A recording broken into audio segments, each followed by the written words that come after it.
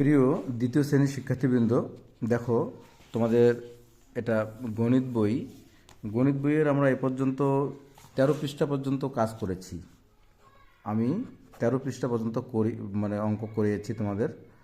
আজকে পৃষ্ঠা 14, কত পৃষ্ঠা দেখো তো, 14 পৃষ্ঠার কাজ করতেছি। 14 পৃষ্ঠাটা হচ্ছে, এটা অধ্যায়টা হচ্ছে কি নিয়ে, সংখ্যার তুলনা। দেখো এখানে সংখ্যার তুলনা, তাই না? সংখ্যার তুলনাকে ইংরেজিতে কি বলে? Comparison of numbers.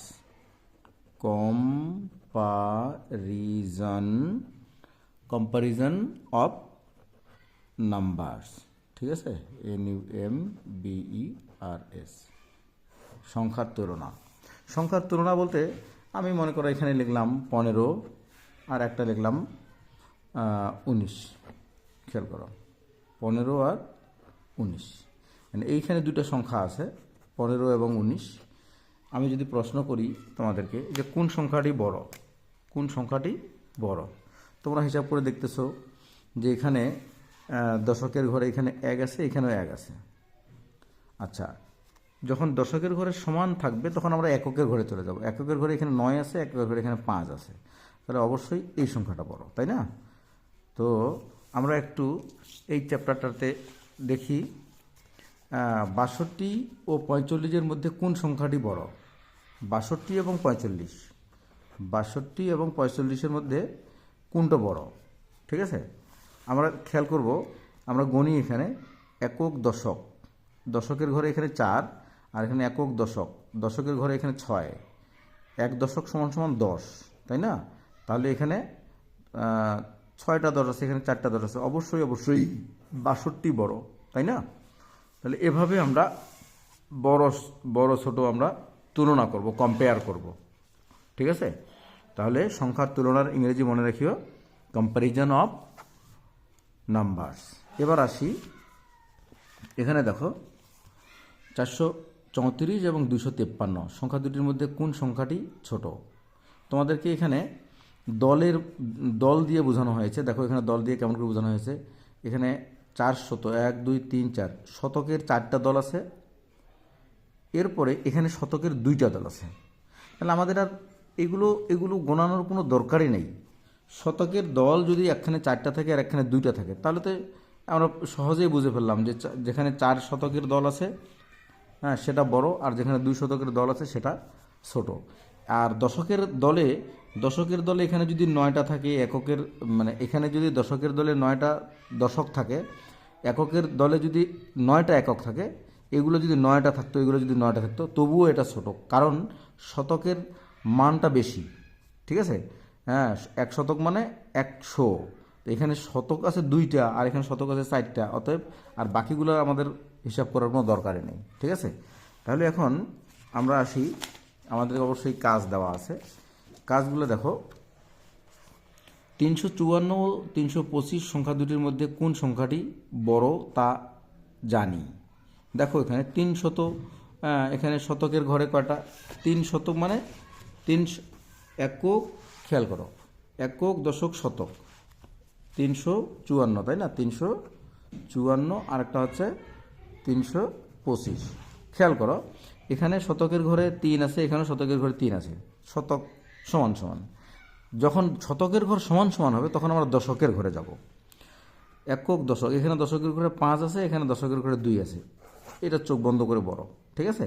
আর এদিকে দরকার নেই, এদিকে যদি এটা ছোট আমরা বের করলাম, তাই না? এখানে যদি 9ও থাকতো, এককের ঘরে এখানে যদি 9ও থাকতো, তবুও এই সংখ্যাটা ছোট হতো, কারণ এটা দশকের স্থানটা ছোট, ঠিক আছে? আচ্ছা, এখন আমাদেরকে করতে বলা হয়েছে বড় সংখ্যাটিতে গোল দাগ দিই। খেয়াল করো, আমরা এগুলো করি আস্তে আস্তে। বড় সংখ্যাটিতে গোল দাগ দিই। এখানে দেখো, এখানে আছে একক দশক, দশকের ঘরে 8, একক দশকের ঘরে 5, বড়টাতে গোল দাগ দিতে বলছে, আমরা এখানে গোল দাগ দিয়ে দিলাম। এখানে দেখো শতকের ঘরে 3, এখানে শতকের ঘরে 5, তাহলে এটা বড়, এখানে গোল দাগ দিলাম। এবার দেখো, এখানে শতকের ঘরে 6, এখানে শতকের ঘরে 6 সমান, তখন আমরা কি করব, দশকের ঘরে চলে আসবো। দশকের ঘরে যদি যেটা বড় হবে সেটা বড়।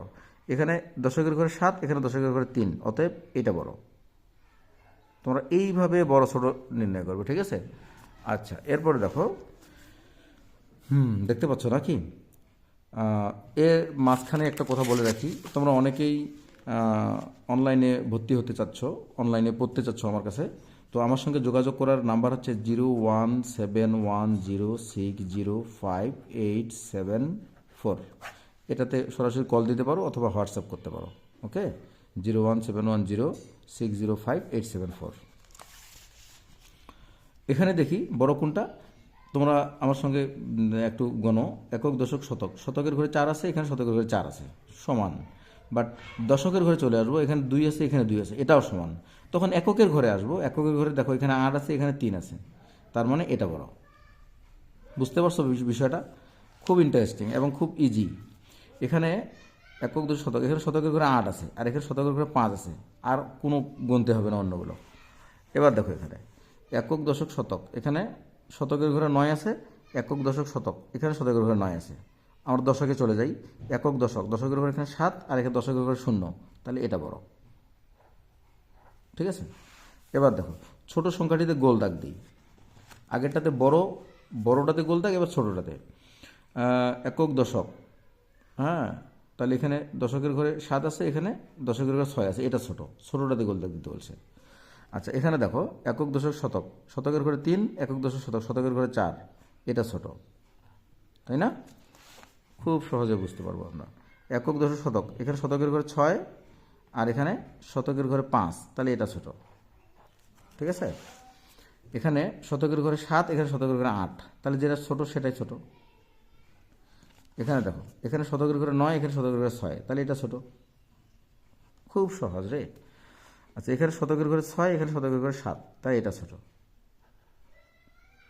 তাহলে বড় ছোট আমরা কেমন করে বের করব? Larger and smaller. এটা এই একক, দশক, শতকের স্থান